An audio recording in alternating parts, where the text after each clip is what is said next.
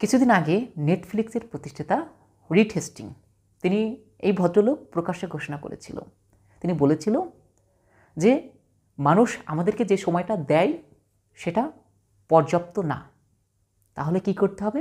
তিনি বলেছিলেন যে আমাদের এমন কিছু তৈরি করতে হবে, এমন কিছু মানুষের ভিতরে ছড়িয়ে দিতে হবে প্রতিনিয়ত প্রতিদিন, যেন মানুষ যেন ঘুমাতে না পারে।